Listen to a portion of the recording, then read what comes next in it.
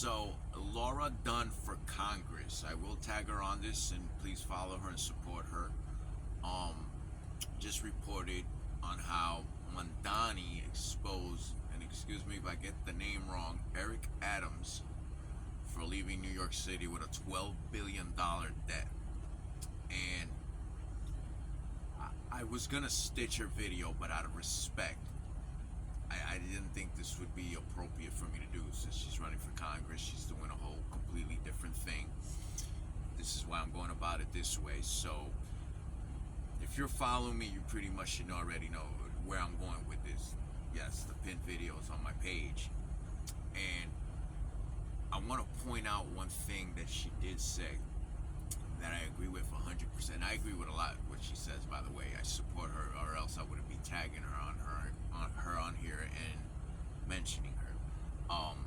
I don't come on here to I don't really do that stuff, talk stuff, like I'm not with it. Like, I'm about business. And she mentioned how holding people accountable, the accountability, people in office, me personally, I don't care if you're a priest, if you claim to be Jesus. Listen, wrong is wrong and right is right.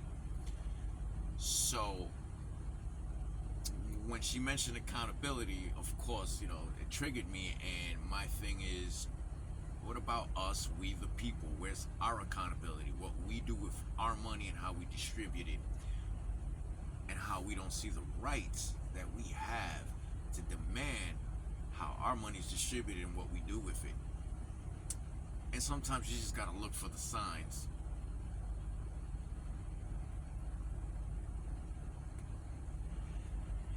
And for those of you that don't know, and if the names that I mentioned here, Laura Dunn, Mandani, I would love to get your voices behind this, your opinions on this, the research, the support on this. I've been doing this for a year. I've tagged so many people, representatives, people running for office, podcasters. I've mentioned this before, and I will continue. The content creators, I will listen. Whatever the hell with ya. I'm done with ya. Aside of the fact that the app already suppresses us, and they're censoring everything, and they're not letting messages get across. There's no support. There's just no. And this is all about accountability, insight, and we need to deconstruct the individualism and start understanding what consumerism is, man. And both of those to me are an addiction. It is the plague that destroys us and allows, like Laura Dunn said, people in office that are abusing the system, allows them to get away with what they're getting away with and do the things that they do, and abuse the system and the money that we generate as taxpayers. And the project, the pin videos on my page, the project is aimed at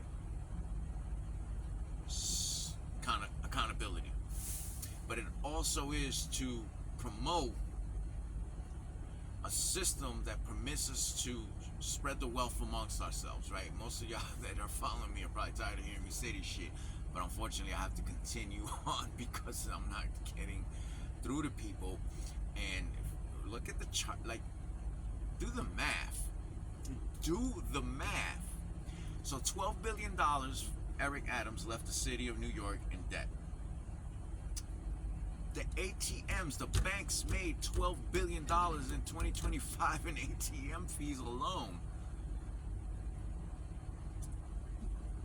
At $37 a year out of our taxes funds the SNAP program. And here I am pointing out to you that, hey man, look, there's 24 million people alone at $80 each a month for a straight freaking year. We have more money than we fucking realize. So going back to the consumerism and going back to the individualism, at the end of the day, the ones that are responsible and the ones that are guilty of failing the system is us, we the people. Look at the chart that I posted. Go back and listen to the videos, and then we shouldn't have homeless people on the streets. We shouldn't have poverty levels. We shouldn't.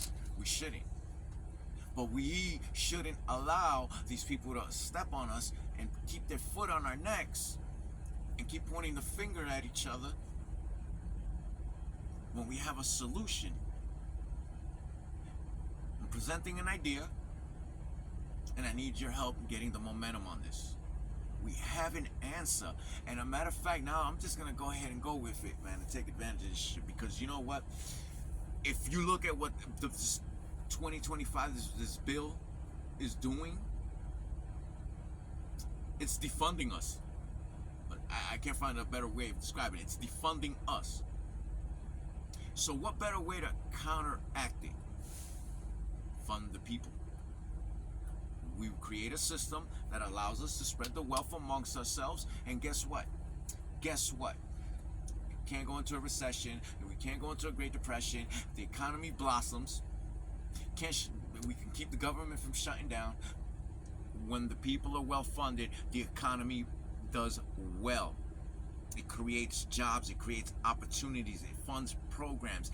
And on top of all of this, with everything that's going on, you guys are still not understanding and getting it through your heads. The administration is weaponizing tax-funded programs against the people. So therefore, it further emphasizes my argument about we need to create a system that allows us to fund ourselves, that will allow us to spread the wealth amongst ourselves. Like I said, we present this to Congress as this is what the people want. This is how we want to distribute our funds. We want this written off as loans, so it is a tax-free, a beautiful word, a little pretty word for robbing us that the rich like to use. Passive income. That's what this is. It's a secondary income, tax-free, that will allow us to make investments, to create a potential retirement fund, keep food on people's tables and a roof over people's heads, leave a financial system behind, an investment for our children that they can carry on, so that they don't have to live a life of debt, have to live a life of check to check. I'm going to go even further into it. This gives us an opportunity now to demand a 32-hour week, to bring the retirement age back down to 50 or 55. Hell, we go about this and we fully dedicate ourselves to this, we may never need to take a loan out with high interest rates again. The potential is endless. And when the people are well funded, I'll say it again and again and again, people have less reason to commit crime, so therefore we lower the crime rate while we're at it. We help our veterans out. We help our senior citizens out. The students, we help them out. We help each other out. It's about building community.